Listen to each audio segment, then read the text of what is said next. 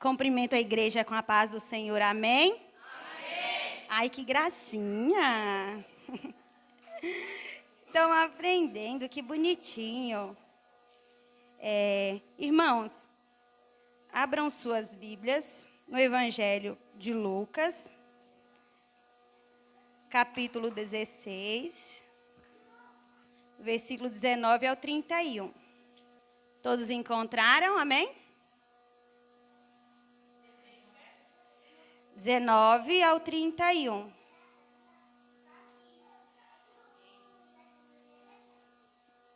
Amém? Ora, havia certo homem rico que se vestia de púrpura e de linho finíssimo e que todos os dias se regalava esplendidamente. Havia também certo mendigo chamado Lázaro, coberto de chagas, que jazia à porta daquele e desejava alimentar-se das migalhas que caíam da mesa do rico. E até os cães vinham lamber as úlceras. Aconteceu que morre o mendigo e é levado pelos anjos para o seio de Abraão. Morreu também o rico e foi sepultado. No inferno, estando em tormentos, levantou os olhos e viu longe Abraão e Lázaro no seu seio. Então, clamando, disse: Pai Abraão, tem misericórdia de mim, e manda a Lázaro que molhe em água a ponta do dedo e me refresque a língua, porque estou atormentado nesta chama. Disse, porém, Abraão, filho, lembra-te de que recebeste os teus bens em tua vida, e Lázaro igualmente os males. Agora, porém, aqui ele está consolado, e tu está em tormentos. E, além de tudo, está posto um grande abismo entre nós e vós, de sorte que os que querem passar daqui para vós outros não podem, nem os de lá passar para nós. Então replicou: Pai, eu te imploro que mandes a minha casa paterna, porque eu tenho 5 irmãos, para que lhes dê testemunho, a fim de que não virem também para este lugar de tormento. Respondeu Abraão: Eles têm Moisés e os profetas, ouçam-nos. Mas ele insistiu: Não, pai Abraão, se alguém dentre os mortos for ter com eles, arrepender-se-ão. Abraão, porém, lhe respondeu: Se não houve a Moisés e os profetas, tampouco se deixarão persuadir, ainda que ressuscite alguém dentre os mortos. Amém? O tema para essa mensagem é: a morte te levará para qual morada? Ela é uma mensagem que eu tenho já tem um tempo e Deus tocou no meu coração para ministrá-la hoje. A morte é a única certeza que todos nós temos, não importa quem somos, né? Ou o que temos ou o que conquistamos. Todos nós um dia vamos partir. Mas antes de entrar na mensagem, eu gostaria de fazer 2 perguntas, e não é retórica, eu quero a resposta, tá bom? Então eu vou fazer a primeira. Vocês acreditam fielmente no céu e no inferno? Eu vou perguntar para cá, eu quero a resposta daqui e de cá. Eu quero a resposta. Fielmente, gente, tipo assim, ó, eu sei, eu tenho certeza do céu e do inferno, eu acredito. Lado aqui, ó, direito, né? Eu sou canhoto. Lado direito. Todo mundo acredita? Amém. Central. Todo mundo acredita fielmente. Amém? Marco, David. Então, ok. Vocês já falaram para alguém sobre o céu e o inferno? Um amigo ou um familiar? Aqui? Todo mundo? Já? Então, tá bom. Por que eu estou fazendo essas perguntas? Porque no meu dia a dia eu vejo que todo mundo gosta muito de falar do céu e ouvir sobre o céu, né? É porque eu acho que acho não. É o melhor, né? Ouvir o que a gente gosta, não só sobre o céu, mas a gente gosta de ouvir o que convém, o que é legal. E quando fala do inferno, muitas pessoas, eu já ouvi gente falando assim que o inferno é a terra, que não tem inferno. Eu não creio que existe inferno. O inferno é aqui na terra. Engraçado que o alecrim dourado acredita que tem o céu, um lugar melhor, mas o inferno tem que ser aqui na terra. Não pode ser um lugar de mais tormento que a terra, né? Então, por isso que eu estou fazendo essas perguntas para vocês, porque o pessoal geralmente gosta de ouvir sobre o céu e não do inferno. E a pergunta também é: para onde iremos depois da morte? Você já pensou sobre isso? Já refletiu? Já tem certeza? No Evangelho de Lucas, né, na parábola do rico e o Lázaro, Lázaro era um mendigo cheio de feridas. E foi colocado à porta de um homem rico. E ele desejava comer das migalhas que caíam da mesa do rico, e até os cães lambiam as suas feridas. E algo inevitável acontece, né? Os dois morrem. Como eu disse, a única certeza que a gente tem é a morte. Lázaro, ele é levado, né, para o seio de Abraão, e o rico para o inferno. Eu sempre falo, a pastora Vitória, que acho que também fala, né, que a gente, quando está lendo, a pastora Karina, a pastora Paula, a gente fala que gosta de imaginar. Né? Você entra ali, principalmente essas parábolas ou histórias onde tem personagens. E eu fiquei, né, dois pontos que me chamaram a atenção. Por que aquele mendigo foi colocado na porta do rico?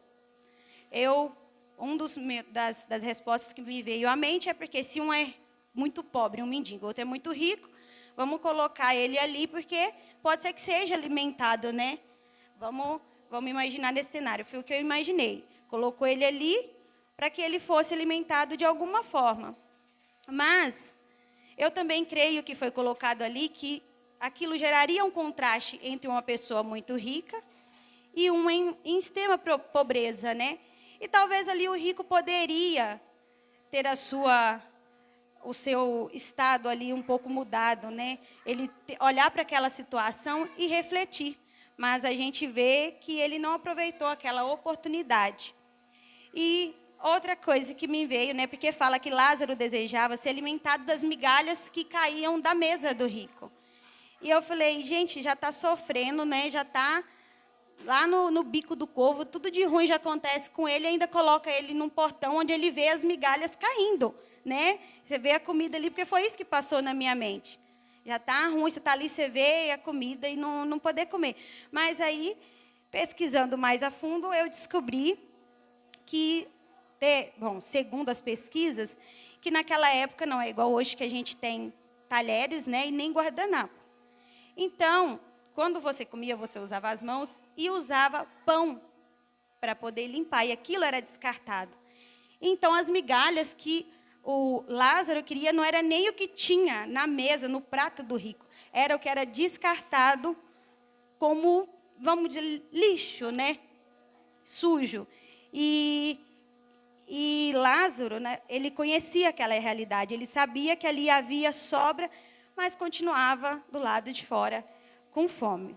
E poderíamos, dentro desse tema, falar sobre muitas outras coisas, sobre a riqueza, a pobreza, o amor ao próximo e sobre as nossas atitudes.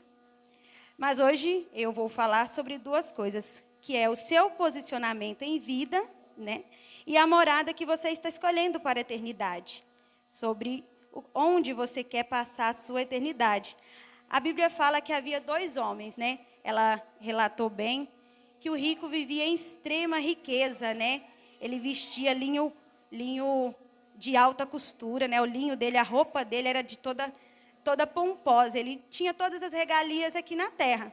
E um homem, né, um mendigo chamado Lázaro, que estava doente. A Bíblia não entra em detalhes. Eu achei interessante que ela não entra em detalhes sobre o caráter deles. Só fala que um era rico e um era mendigo. Então, a Bíblia aqui não fala que Lázaro era muito bom e que o rico era muito ruim. E eu vejo a seguinte coisa, o rico aqui, ele não fez nada. Gente, ele não tirou, ele poderia pegar o mendigo e falar, o que está caçando na minha porta? Está enfeiando a minha porta. O contraste não está bom, mas ele não fez nada. Né? Não ia dar contraste. Então, não combinava com a fachada da casa dele. Mas ele não fez nada, ele não tirou. A Bíblia não fala que ele tirou, a Bíblia não fala que ele xingou, mas a Bíblia também não fala que ele alimentou, que ele deu roupa. Então, o fato de nós não fazermos nada, também pode levar a gente para o andar de baixo. Porque às vezes fala, não, eu não fiz nada, mas o fazer nada também aqui me mostra que você já escolheu o seu caminho. E Lázaro morre, vem a morte para os dois, e é levado para o seio de Abraão. O rico também morre, e a Bíblia diz, apenas foi sepultado. nesse texto, eu senti um peso muito grande, porque você sente a diferença, né? Você ser levado, Lázaro morre e foi levado pelos anjos para o seio de Abraão. O rico morre e foi sepultado. Gente, é o peso da morte, o peso do fim, o peso de tudo acabado, de que não tem mais jeito, porque depois da morte não existe mais escolha, é só a consequência. Então, o rico, ele estava sofrendo essa consequência. E o rico vai, né, a Bíblia fala que ele vai para o inferno. E estando em tormento, ele levanta os olhos e vê ao longe Abraão e Lázaro. Eles não estavam perto, havia um abismo entre eles, havia uma distância. E ele começa a gritar e a implorar para que Lázaro, né, pudesse molhar apenas, né, a ponta dos dedos para refrescar a sua língua, porque ele estava em tormento. O inferno, gente, é uma realidade. Nós temos que ter a certeza disso, não só para nós, mas também para passar para outras pessoas que essa realidade, ela existe. Então, a palavra de Deus não fala do inferno como algo simbólico, algo de mentirinha, de historinha. O inferno, ele é uma realidade. E no Evangelho de Mateus, no capítulo 13, versículo 50, diz que ali haverá choro e ranger de dentes. No Evangelho de Marcos, capítulo 9, versículo 48, diz que o fogo não se apaga. Em Apocalipse, no versículo 20, no capítulo 20, versículo 10, fala de tormento dia e noite para todo o sempre. Alguém já parou para pensar no todo sempre? Gente, não tem fim. Todo sempre é sempre. Não acaba. Então, para todo o sempre. E isso não é por um tempo, isso é eterno. E talvez alguém pense, mas isso é muito pesado de ouvir. Pesado não é ouvir. Mais pesado do que ouvir é viver. Porque o rico não estava só ouvindo, ele estava vivendo isso, essa realidade. Ele não estava só imaginando, ele estava sentindo aquela realidade. E pior, ele sabia que não tinha mais volta. Ele sabia que aquilo era o final. E o inferno não é só um lugar de dor, é um lugar onde a decisão foi tomada e não pode ser desfeita. E o que mais assusta não é só o sofrimento, é saber que podia ter sido diferente, mas não foi feito. Porque enquanto há vida, há escolha, mas depois da morte, só há consequência. Você tem, as pessoas, né, nós temos toda uma vida para decidirmos, né? Enquanto há vida, há escolha. Não existe mais decisão depois da morte, só destino. Depois da morte, acabou. Vem o destino. E o rico tem sede. Ele pede, né, por apenas uma gota. Mas não pede para sair dali. Ele não pede, ele pede ali um alívio momentâneo. Porque aqui eu vejo que não era uma sede física. Aqui eu vejo que era uma sede espiritual, uma sede de misericórdia, uma sede de graça, uma sede de alívio, sede da oportunidade perdida, porque ele já tinha perdido aquela oportunidade. O corpo dele estava morto, mas a consciência estava viva, porque existe uma vida depois da morte, que seja para o céu ou para o inferno. Então, ele tem a consciência, e nós temos que entender que não vai ser sonho quando a gente chegar na eternidade. Vai ter uma vida, não é um sonho que você dorme, aí um pesadelo, não é nem sonho, né? Porque sonho geralmente é bom, é pesadelo. Hoje eu tive um pesadelo, sonhei que eu estava lá pedindo uma gotinha de água. Não, gente, é realidade, não é sonho, não é pesadelo, não é visão, é real. E ele tinha a consciência estava viva. E algo me chama a atenção na parábola do rico, né, e Lázaro. O rico, ele não perde a sua consciência, ele sabia de onde estava e sabia que não tinha mais saída dali. Ele sabia que não tinha mais acesso à presença de Deus. E ele não só percebe isso por ele, como ele também lembra da família. Ele pede para que lembra da minha família e lembra dos meus irmãos. Um ponto que me chamou a atenção, que nós temos uma vida inteira. 50, hoje geralmente o normal é você morrer entre 60 e 70, 80 anos, né? Você tem uma vida inteira, nós temos uma vida inteira para lembrar que temos alguém, né, um parente que precisa conhecer a Cristo, para lembrar que temos um amigo, um familiar que seja. Temos uma vida, 70, 80, 50, 30 anos que seja, né? Então, não vou falar das criancinhas pequenas, mas a partir da Radassa, José Radassa, Laura, eles já têm o conhecimento, então eles já falam sobre Cristo. Então, nós temos uma vida inteira para falar. E ele, depois da morte, ele lembra da família. Ele pediu para que lembrasse, ele lembra da família e pede para lembrar dos irmãos, né? E pede para que alguém avise os seus irmãos. Ele tinha consciência de que o inferno era real. Ele sabia de onde estava. E porque ele estava vivendo isso. E talvez em vida ele nunca falou sobre isso. Ele não ouviu. Talvez alguém já quis falar e ele também não tivesse, né? Ele não quis escutar o que estava sendo falado. Como a gente vê que muitas pessoas hoje, quando a gente vai falar sobre a palavra de Deus, as pessoas elas não querem escutar. Provavelmente, ele ouviu, mas ele só ouviu, né? Só escutou. Ele não levou, não colocou em prática aquilo. Mas agora ele quer que alguém fale, né? E a resposta que é dada a ele é forte. Ele tem os profetas, Moisés e os profetas, que os ouçam. Ele já tinha a palavra, ele já tinha a direção, ele já tinha o aviso. O problema nunca foi a falta de informação, foi a falta de decisão. No inferno, não tem evangelismo. Acabou. A gente tem que evangelizar, a gente tem que buscar, a gente tem que resgatar as pessoas em vida. Depois que vai para o inferno, não tem evangelismo. Acabou. Nós temos que aproveitar a chance aqui. Eu lembro de um acontecimento de um vizinho meu que, pelos dados ali, ele se suicidou. Ele estava de moto e acelerou a moto para bater no poste, porque creio que ele queria acabar com a vida por problemas de drogas, estava devendo, então estava sendo ameaçado. E aquilo, quando aconteceu, eu fiquei muito mal, porque era um vizinho que estava todo o tempo ali. Eu não tinha conhecimento, mas também nunca falei nada sobre Cristo. Por sendo cristã, nunca falei sobre a Bíblia, nunca falei sobre céu, inferno, sobre Jesus ter morrido na cruz para nos salvar.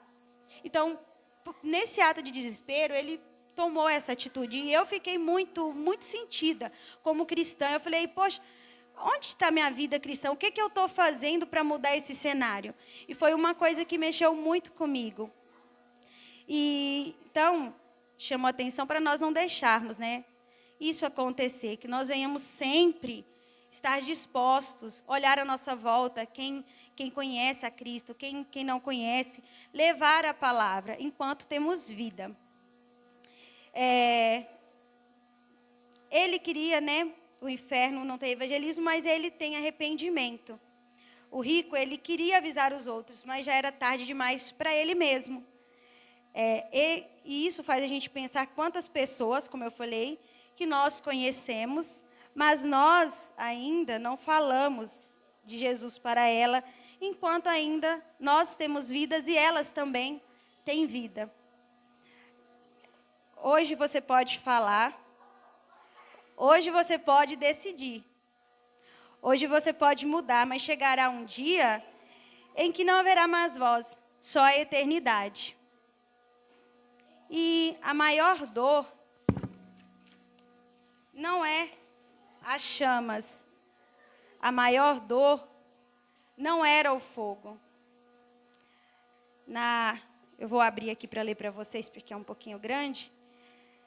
Na segunda epístola aos Tessalonicenses, capítulo 1, versículo 8 e 9. E em chama de fogo, tomando vingança, contra os que conhecem a Deus, contra os que não obedecem ao Evangelho. E nosso Senhor Jesus, estes sofrerão penalidade de eterna destruição, banidos da face do Senhor e da glória do seu poder. Aqui, o maior tormento, a maior dor do rico, eu creio que não era as chamas e não era a dor. Era a ausência de Deus.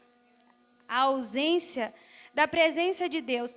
Porque hoje, eu posso falar por mim, às vezes a gente tem semanas que a gente está com aquela vida um pouco frenética, que às vezes a gente para um pouquinho, não dá uma distanciada, mas coloca outras coisas no lugar, você já sente um aperto, um negócio assim de orar, ou talvez você ora e não vê a resposta, e fala, meu Deus, mas eu estou sentindo, estou fazendo tudo certinho, o que está acontecendo? O que eu fiz de errado? Será que Deus não me escuta mais? E para mim já é desesperador de saber que, assim, nossa, será que eu fiz algo errado? Deus não está me escutando, por que eu não está respondendo? Mas você imagina que ele sabia que aquele sentimento de ausência era para a eternidade, ele não teria mais aquela, sentir, né?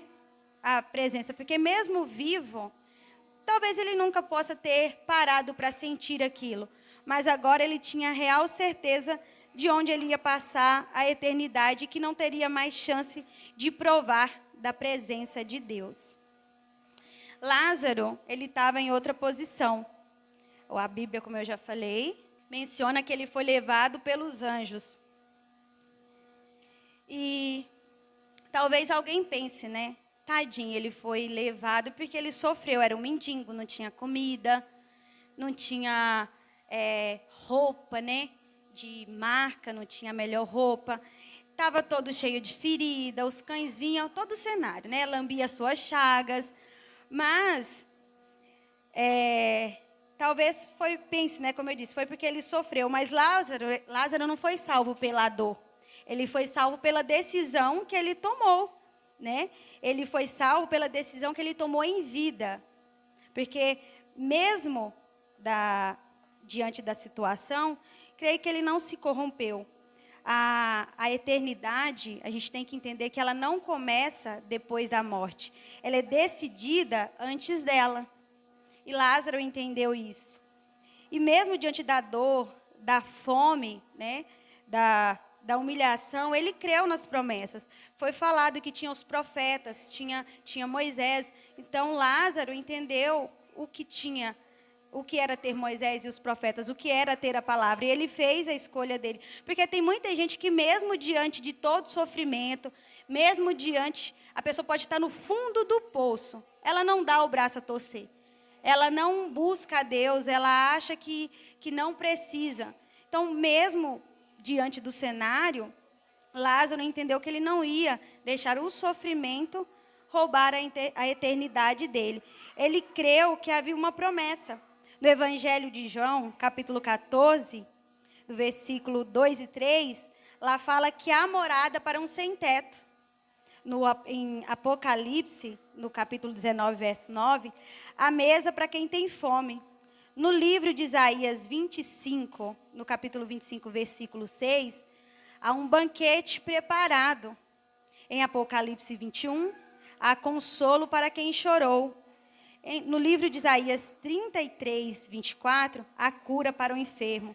Em Apocalipse, capítulo 3, versículo 5, há dignidade e terá o nome confessado diante de Deus. Então, Lázaro, ele entendeu o que era ter um nome, talvez o seu nome, né? É muito interessante que tem nome para Lázaro e não tem para o rico. Então, ele não foi confessado só diante de Deus, ele já tinha nome aqui na terra. Então, ele entendeu onde ele queria chegar, ele entendeu a sua proposta, onde ele queria passar a eternidade. Lázaro, ele não teve conforto, mas ele teve fé. E a eternidade provou isso, né? Que a fé dele não foi em vão. Que na terra havia um portão, mas na eternidade só há um abismo. E a pergunta continua: a morte te levará para qual morada? E hoje nós estamos aqui não só para falar sobre a eternidade, nós estamos aqui, né, diante da mesa. A mesa que representa o corpo e o sangue de Cristo. A mesa que nos dá a oportunidade que o rico não teve. A oportunidade que provavelmente ele teve, mas ele não soube aproveitar. Na primeira epístola aos Coríntios, capítulo 11, 28, capítulo 11, versículo 28. Examine-se o homem a si mesmo. A ceia, ela não é um ritual. A ceia, ela é um alinhamento espiritual. É um momento de arrependimento. A ceia é um momento de reconciliação. Ela é um momento de decisão. O rico, ele pede, ele pediu ali uma gota. Mas Deus hoje, ele está nos oferecendo um cálice. Hoje, Deus está nos oferecendo uma mesa, porque hoje ainda dá tempo. Hoje ainda há graça. Hoje ainda há mesa.